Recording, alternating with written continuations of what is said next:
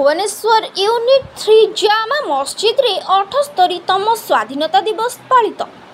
एही उत्सव रे मुख्य अतिथि भावे राज्यसभा सांसद मुन्ना खां जोगदे जातीय पताका उत्तोलन करथिले।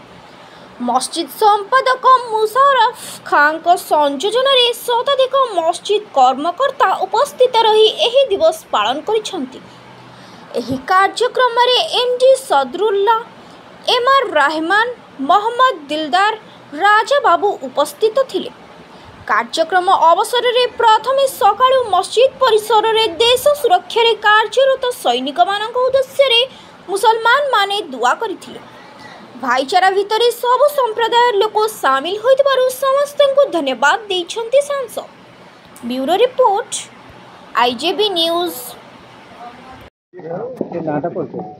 मुना मिर्जा महबूब बेग कौन कहबे आज केमती पालन होला? आज कौन कौन कार्य करला? नहीं 3 नंबर मस्जिद आज स्वाधीनता दिवस रे बहुत भल है। ये हिंदू मुस्लिम प्रत्येक वर्गर जातिर लोक माने सब उपस्थित थिले।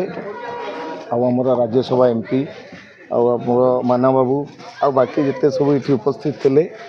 बहुत भल आज है जेहेतु यहीटा गोटे भाईचारार गोटे रहा बार्ता। जेहेतु सब बड़े आम चाहूँ ये खाली तो आमर ओडिशा नुहे पूरा इंडिया रे ही एमती आमर आम भगवान पाखे प्रेयर करूँ एमती सब वर्ष ए वर्ष बड़ी सब वर्ष एमती शांति रे चालू आउ एमती आमर भाईचाराटा रो आम स्वाधीनता दिवस एकमत हिंदू हो मुस्लिम हो जिते सब अच्छा अलग अलग वर्गर लोक समस्त एकमत होकि आमर गोटाए जय रो।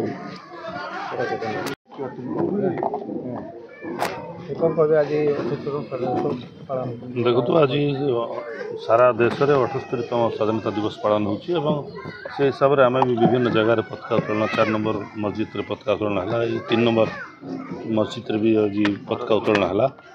आम ये खाली कहबू जे ये भारत देश आमर देश आमर माटी ये माटी रे आम सब जन्म नहीं एवं आम समस्ते सब धर्म सब वर्गर लोक हिंदू मुस्लिम सिख ईसाई आम जिते समस्ते अच्छु आम सब भाई भाई चलुचु एवं आमर देश को आगक नापी भारत वर्ष को आगक देवाई आम समस्त एकजुट हवा एकजुट ही काम करवा एकजुट ही मिलमिशी रहा एवं देश केमती आगक जीव आम देश केमती 1 नंबर हम से आम सब उद्यम करवा यही वार्ता आम आज समस्त को ये देलु एवं भाईचारा आम समस्त केमती रहा ये वार्ता आज आम समस्त को ये उपस्थित लोक देचु। Musharraf Khan, general secretary Jama Masjid Habibiya. आज 78तम स्वाधीनता दिवस उपलक्षे सारा ओडिशावासी सारा भारतवासी सारा भुवनेश्वरवासी को हार्दिक अभिनंदन जनाऊँ एवं आशा करुचु आगामी दिन में आमर ओडिशा क्यों बड़ी शांतिपूर्ण भाव में रहिबो। आज आम मस्जिद रे सकाळु सकाळु नमाज रे भी आमर सेना जो अच्छी बॉर्डर रे तांको पाई भी दुआ करागला एवं भारत रे ओडिशा रे सुख शांति समृद्धि होइकी रहिबो क्यों बड़े भाव में ता विषय भी सब दुआ होइछि। आज समस्ते आज आम हिंदू मुस्लिम सिख ईसाई ये 3 नंबर मस्जिद प्रांगण में आम पताका उत्तोलन करी सबू एकाठी आम देश आगू केमती ये हम भल हम तापाई बार्ता दिगला। Thank you.